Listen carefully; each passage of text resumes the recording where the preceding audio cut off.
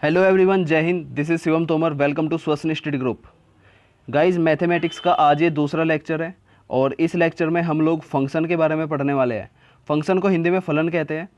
इससे पहले मैं आपको सेट समझा चुका था, सेट जिसे हिंदी में समुच्चय कहते हैं। चलो फिर ज़्यादा समय वेस्ट ना करते हुए वीडियो को स्टार्ट करते हैं। देखो क्या होता है फंक्शन। चलो, फंक्शन से पहले आप मुझे एक बात बताओ।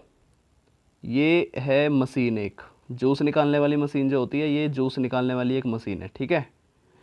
और इधर रखे है, मान के चलो आम। ऐसे नहीं बनते आम, आम ऐसे बनते हैं ना। ये रखे हुए आम, ठीक है। ये आम रखे हुए हैं। तो अगर मैं इन आमों को इस मशीन में डाल दूं और मशीन को चला दूं तो क्या बन जाएगा? जूस बन जाएगा कि नहीं?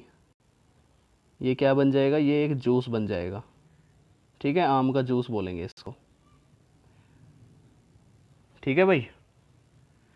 अच्छा, इसी प्रकार अगर अब मैं इसी मशीन में कोई दूसरा फल जैसे अनार डाल दूं, ये लो, ये है अनार।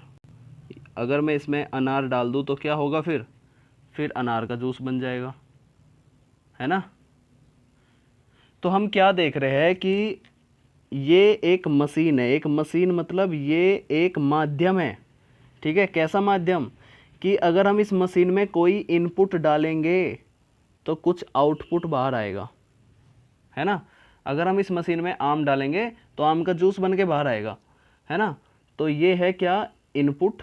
इनको मैं नाम दे सकता हूँ इनपुट। हमने इस मशीन में इनपुट डाला, इस मशीन ने काम किया। काम करने को इंग्लिश में कहते हैं फंक्शन। किसने कोई फंक्शन किया, ठीक है। ये लो, ये इसने फंक्शन। और फिर जब इसने मशीन ने अपना काम किया तो क्या निकल के आया बाहर? आउटपुट बाहर निकल के आया। क्लियर है क्या? है ना। अब समझो, इस मशीन की जगह पे अगर कोई दूसरी चीज़ होती, मान के चलो चाकू होता, चाकू, है ना। ये लो, ये चाकू है, ठीक है। तो आप मुझे बताओ, क्या ये चाकू आम का जूस बना देता क्या? नहीं। ये आम को क्या करता? ये आम को स्लाइड में काट देता ऐसे। ये आम को ऐसे ऐसे करके काट देता, है ना। तो हमने देखा कि अगर फंक्शन फंक्शन अगर चेंज कर दिया जाए तो जो उसमें इनपुट है उसका आउटपुट दूसरे रूप में बाहर आएगा। मानते हो या नहीं मानते? ठीक है, इसका इनपुट दूसरे रूप में बाहर आएगा अगर हम फंक्शन को चेंज कर दें। तो यही मैथमेटिक्स को, इसी चीज़ को हम मैथमेटिकल वे में समझते हैं। देखो क्या समझाना चाह रहा हूँ मैं आपको। मैं ये कहना चाह रहा हूँ कि मान के चलो कोई फंक्शन आपको दे दिया, ये कहा कि y is equal to x square, ठीक है। जहाँ x मेरा बिलोंग करता है रियल नंबर से, या इंटीजर्स कह लो। आसान एग्जांपल समझेंगे पहले। x बिलोंग करता है इंटीजर्स। इंटीजर्स क्या होते हैं ये मैं आपको पिछली वीडियो में समझा चुका हूँ, इसलिए मैं आपको कह रहा हूँ कि अगर आपने वो वीडियो नहीं देखी तो सबसे पहले आपको उस वीडियो को देखना चाहिए, जिससे आपके बेसिक नॉलेज आपकी स्ट्रांग हो जाए, ठीक है। अच्छा, तो x क्या है? मेरा इंटीजर्स है। इंटीजर्स क्या होते हैं? माइनस वाले सारे नंबर, जीरो भी आता है, फिर प्लस वाले सारे नंबर यानी प्लस इन्फिनिटी तक। यही तो होता है सेट ऑफ इंटीजर्स, है ना। यानी x की वैल्यू जो है मुझे इंटीजर्स वाले सेट में से लेनी है। इंटीजर्स को हिंदी में पूर्णांक कहते हैं।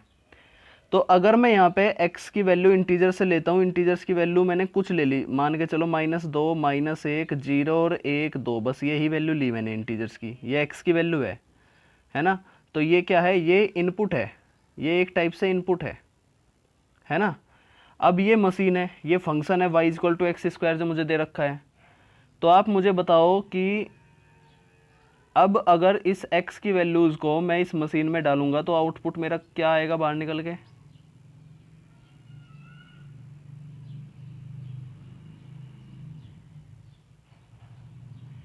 तो आउटपुट मेरा क्या आएगा बताओ बच्चों? भाई अगर मैं -2 का स्क्वायर करूंगा तो प्लस के 4 आएगा क्या? नहीं आएगा, ठीक है।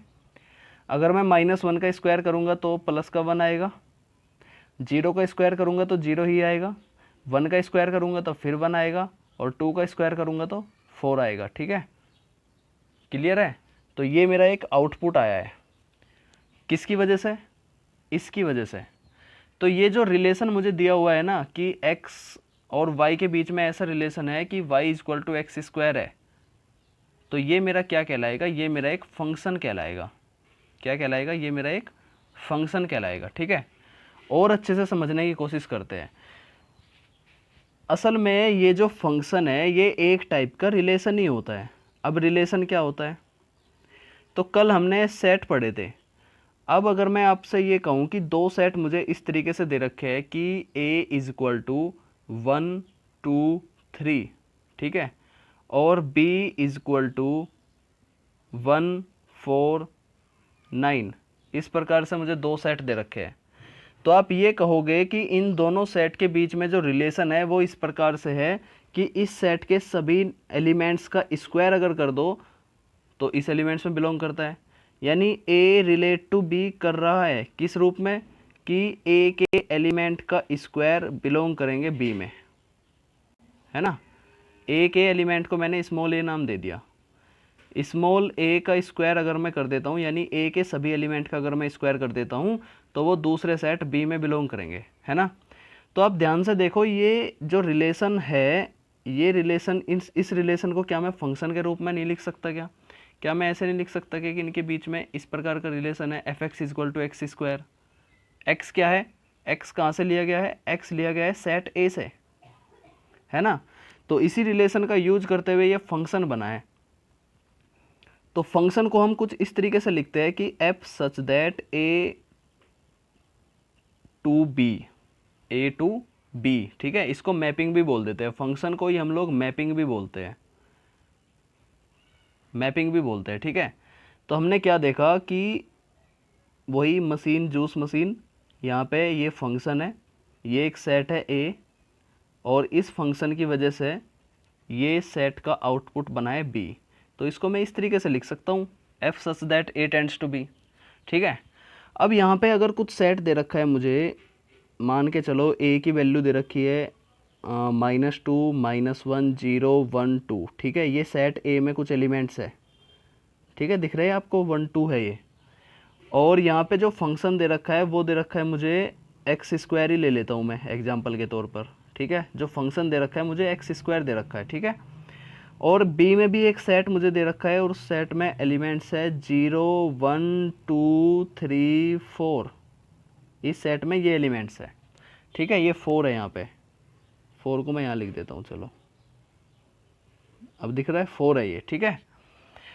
अच्छा, अब देखो इस फंक्शन के हिसाब से, फंक्शन क्या है, एक्स स्क्वायर है। इस फंक्शन के हिसाब से अगर मैं इनमें ये ऑपरेशन लगाता हूँ तो -2 का स्क्वायर करेंगे तो क्या आएगा, 4 आएगा। यानी -2 4 के साथ में रिलेट कर रहा है। इसी प्रकार जो +2 है वो भी 4 के साथ में रिलेट कर रहा है ना, ठीक है। -1 किसके साथ रिलेट कर रहा है, -1 का स्क्वायर करूंगा तो 1 के साथ ही रिलेट करेगा। इसी प्रकार 1 का भी स्क्वायर करूंगा वो भी 1 के साथ ही रिलेट करेगा।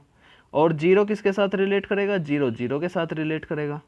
समझ आ रही है बात।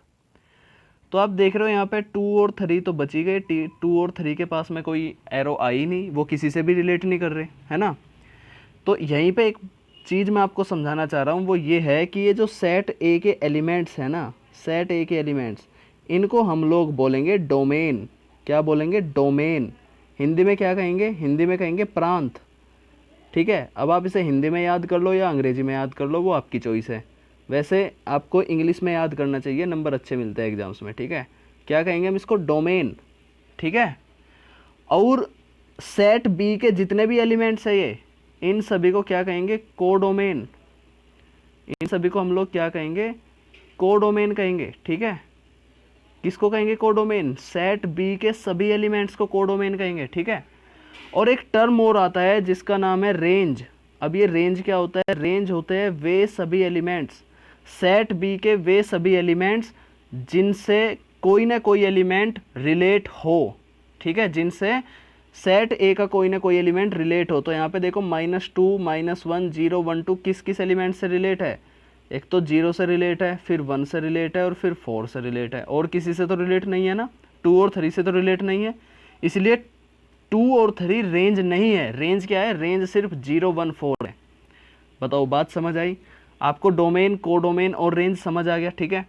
हम सिंपली ये कह सकते हैं कि सेट ए में जितने भी एलिमेंट्स हैं उनको हम डोमेन कह सकते हैं, सेट बी में जितने भी एलिमेंट्स हैं उनको हम कोडोमेन कह सकते हैं, और सेट ए के वे सभी एलिमेंट्स जो बी में जाकर के रिलेट करते हैं तो बी के उन एलिमेंट्स को हम रेंज कहते हैं। क्लियर होगी बात? ठीक है, तो ये तो बात थी नंबर्स की। अब अगर वेरिएबल के हिसाब से आपको समझाया जाए तो आप मुझे एक बात बताओ, जब हम आम काट रहे थे, आम का जूस बना रहे थे, ये थे आम हमारे और ये मशीन थी हमारी और इधर जूस बन गया था, ठीक है। तो ये जो आम है, सॉरी ये जो जूस है, ये आम के बिना आ जाएगा क्या? क्या ये आम के बिना आ जाएगा? नहीं आएगा ना आम के बिना। आम ज़रूरी है जूस निकालने के लिए। और आम कहाँ से आता है? आम तो पेड़ से आता है, प्राकृतिक रूप से आता है। तो इसीलिए ये जो आम है ये क्या है? इसको मैं इंडिपेंडेंट बोल सकता हूँ, यानी ये किसी के ऊपर निर्भर नहीं है, ये स्वतंत्र है। आम तो स्वतंत्र है, ठीक है, लेकिन जूस स्वतंत्र नहीं है। जूस डिपेंड है इस मशीन के ऊपर और इस आम के ऊपर, है ना। जूस डिपेंड है, तो ये इनको मैं डिपेंडेंट बोल सकता हूँ क्या? डिपेंडेंट, ठीक है, ठीक है।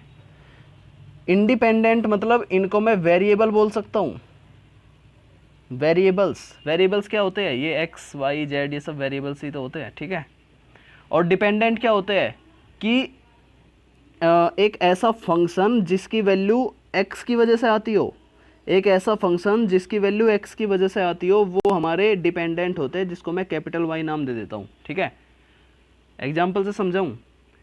देखो मान के चलो एक फंक्शन दे रखा है मुझे F x is equal to 3x + 2, और ये कहा है कि जो x है वो नेचुरल नंबर में बिलोंग करता है, ठीक है।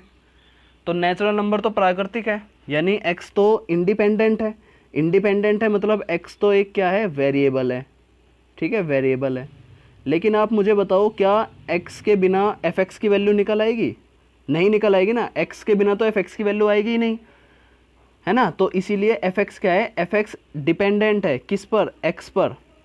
fx किस पे डिपेंड है? डिपेंडेंट, ठीक है।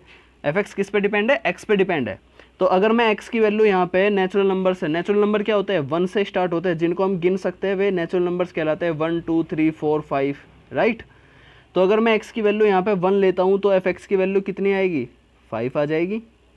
x की वैल्यू को मैंने 1 रखा, fx की वैल्यू 5 आ गई, ठीक है। 2 रखूंगा तो क्या आएगा? 2 की वैल्यू रखो यहाँ पे, तो 2 3 6 2 8, fx की वैल्यू 8 आ गई जब मैंने x की वैल्यू को 2 रखा, ठीक है। 3 रखेंगे तो 3 3 और 2 11, तो fx की वैल्यू आ गई 11, ठीक है। अच्छा, fx को क्या मैं y टर्म भी कह सकता हूँ क्या? हाँ, fx को हम y भी कहते हैं, fx को हम y भी कहते हैं। y का मतलब ये है कि ये जो y है, ये जो y वेरिएबल है ये x के ऊपर डिपेंड है, ठीक है, यानी fx की वैल्यू है। अच्छा, अब मैं आपसे अगर यहीं पे ये कहता हूँ कि कृपया करके मुझे ये बताओ इसके डोमेन क्या है, कोडोमेन क्या है और रेंज क्या है, ठीक है। कोडोमेन रहने दो, आप रेंज और डोमेन बताओ। तो डोमेन यही तो है, इन्हीं की वजह से ये पहला सेट था, ये पहला सेट था। एग्जाम्पल ध्यान करो, इंडिपेंडेंट सेट है ना ये, और पहला वाला सेट सारा डोमेन कहलाता है मेरा, ठीक है। यानी x की सारी वैल्यू जो है डोमेन है ना। और रेंज क्या है? जब ये वैल्यू मैंने इस फंक्शन में रखी तो जो वैल्यू निकल के आई, क्या निकल के आई? 5 8 11, ये सब क्या है? ये रेंज है। क्लियर हो गई बात? ये रेंज है, ठीक है। अगर मैं आपको उसी डायग्राम के हिसाब से समझाऊँ तो यहाँ पे fx क्या दे रखा था मुझे? fx दे रखा था 3x + 2, है ना, 3x + 2, और इसका आउटपुट मुझे निकालना है बाहर। और इनपुट में क्या दे रखा था? इनपुट में दे रखा था x नेचुरल नंबर है, x जो है नेचुरल नंबर है। तो यही तो होते हैं डोमेन। फिर इधर जो आउटपुट निकल के आएगा वो मेरा रेंज कहलाएगा, और ये मेरा फंक्शन है। होगी बात क्लियर? ठीक है। अच्छा, इसके बाद क्या मैं डोमेन को ये कह सकता हूँ, आसान सी भाषा में, डोमेन क्या है? डोमेन वैल्यू ऑफ x है, डोमेन वैल्यू ऑफ x है। देखो, अगर आपको 2 सेट दे रखे हैं तो जिस सेट की वैल्यू को हम यूज कर रहे हैं तब तो डोमेन होगा वो वाला सेट। लेकिन यहाँ पे आपको सेट थोड़ी दे रखा है, यहाँ पे तो आपको x की वैल्यूज़ दे रखी है ना। तो हम डोमेन को जनरली परिभाषा ये लिख सकते हैं डोमेन की कि वैल्यू ऑफ x, x के सभी मान हमारे डोमेन कहलाएंगे, ठीक है।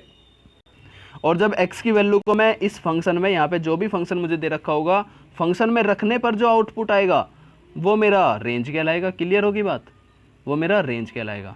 तो डोमेन, रेंज, ये सब क्लियर हो गए, ठीक है। अच्छा, यहाँ पे जो दूसरा सेट है जिसमें से रेंज निकाली जाती है, उस दूसरे सेट को हम लोग कोडोमेन कहते हैं, ठीक है। तो जनरली आपको क्वेश्चंस में डोमेन और रेंज जरूर पूछे जाते हैं, यहाँ से क्वेश्चन जरूर बनते हैं, डोमेन एंड रेंज। और ज़्यादातर जो आईआईटी होती है, जो बच्चे आईआईटी की तैयारी कर रहे हैं वो इस टॉपिक पे पूरा फोकस रखें, ठीक है। डोमेन एंड रेंज बहुत पूछे जाते हैं, बहुत कॉम्प्लेक्स क्वेश्चंस आते हैं। तो अगर आप उन क्वेश्चंस को अच्छे से समझना चाहते हो, आप चाहते हो कि सारे क्वेश्चंस मैं आपको अच्छे से कराऊं, तो आप हमारा बैच ज्वाइन कर सकते हो। ऑनलाइन बैच शुरू कर रहा हूं मैं क्लास 12th वाले बच्चों के लिए। क्लास 12th वाले बच्चों के लिए मैं ऑनलाइन बैच शुरू कर रहा हूं, बहुत ही कम फीस पर, ठीक है। यहाँ पे आपको सारे क्वेश्चंस अच्छे से कराए जाएंगे, सारे टॉपिक अच्छे से कराए जाएंगे। और इस बैच में, ध्यान से सुन लो, इस बैच में जो टारगेट है मेरा वो है बोर्ड एग्ज़ाम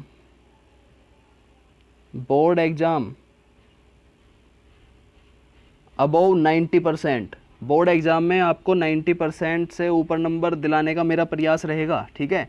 उसी हिसाब से हम तैयारी करेंगे, उसी हिसाब से हम क्वेश्चंस करेंगे। और जो बच्चे आईआईटी की तैयारी कर रहे हैं, तो आईआईटी में किस तरीके के क्वेश्चंस पूछे जाते हैं, ये भी फोकस रहेगा मेरा यहाँ पे, ठीक है। और इसी तरीके से आपको पढ़ाया जाएगा। तो अगर आपको ये वीडियो अच्छी लग रही है, ये तरीका अच्छा लग रहा है पढ़ाने का, ठीक है, आपको समझ में आ रहा है, तो आप मुझे बता सकते हो। मुझे आप सभी का फीडबैक चाहिए कमेंट बॉक्स में, ठीक है, ठीक है। अच्छा, और क्या है इसमें, तो बाकी जो चीज़ें हैं फंक्शन में, संबंध एंड फलन वाला जो आपका चैप्टर है, रिलेशन एंड फंक्शंस वाला चैप्टर, इसमें सिर्फ इतना ही है। मतलब वैसे तो और भी है डिटेल में, लेकिन अभी बेसिक वीडियो मैं आपके लिए बना रहा हूँ, यहाँ पे इतना ही काफ़ी है। आप समझ गए होगे। अगर आप समझ गए हो तो कमेंट बॉक्स में बताओ मुझे। और अगर आप ऐसी ही वीडियो और भी चाहते हो तो आप इस चैनल को सब्सक्राइब कर लो और वो भी कमेंट करके बताओ मुझे, ठीक है। मैं नेक्स्ट चैप्टर पे आपके लिए वीडियो बना दूंगा, ठीक है। और अगर आप चाहते हो कि हम लोग डिटेल में समझे, सारे क्वेश्चंस को अच्छे से करें, जितने भी कॉम्प्लेक्स क्वेश्चंस है वे सारे करें, और जितने भी आपके प्रीवियस बोर्ड एग्जाम्स में पूछे गए हैं या आईआईटी में पूछे गए हैं, उन सभी को अगर आप अच्छे से करना चाहते हो तो आप ऑनलाइन बैच ज्वाइन कर सकते हो। ऑनलाइन बैच किस तरीके से ज्वाइन करना है, इसकी जानकारी आप इस नंबर पे मैसेज करके ले सकते हो। ये मेरा व्हाट्सअप नंबर है, इस पे आप मैसेज करके ले सकते हो, ठीक है। और बहुत ही कम फीस रहेगी। चलो फीस भी मैं आपको बता देता हूँ, 3000 पर बुक, यानी आपकी पूरी बुक कंप्लीट करा दी जाएगी सिर्फ 3000 रुपये में, ठीक है। और अगर इससे सस्ती फ़ीस आपको कहीं मिल जाए तो बता देना मुझे, ठीक है। सबसे सस्ती फ़ीस में आपको पूरी बुक कंप्लीट करा दी जाएगी, ठीक है बच्चों। तो चलो, thank you guys, subscribe to the channel.